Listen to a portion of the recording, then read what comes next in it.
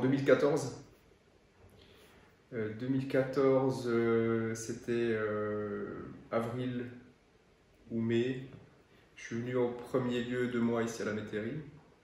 Je ne suis pas venu pour le programme, je ne connaissais pas du tout le programme. Je suis venu parce que ma vie était en lambeaux, c'était une catastrophe totale.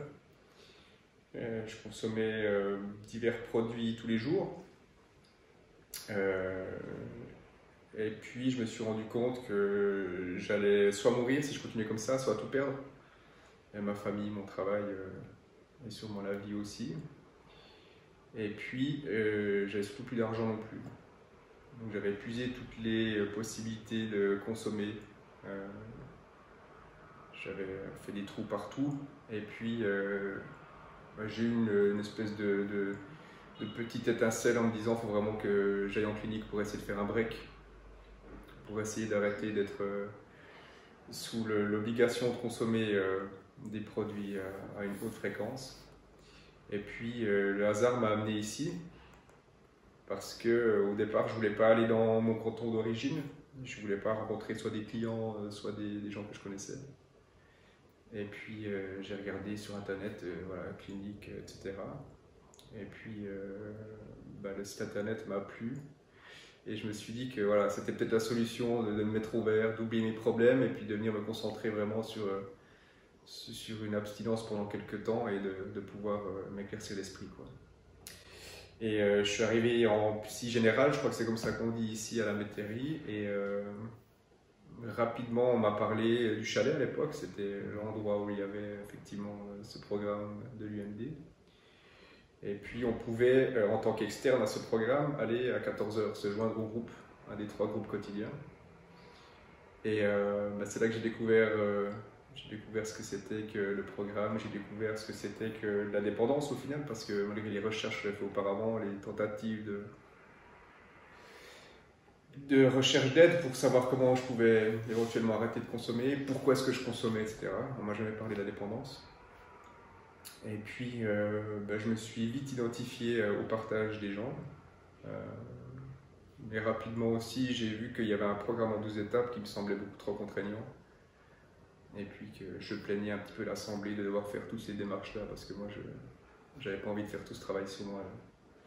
Je suis sorti en juin 2014, en pensant que je pouvais encore consommer modérément. Et j'ai jamais consommé modérément toute ma vie de toute façon, donc je ne m'étais pas forcément rendu compte auparavant, mais là c'était vraiment la preuve par A plus B.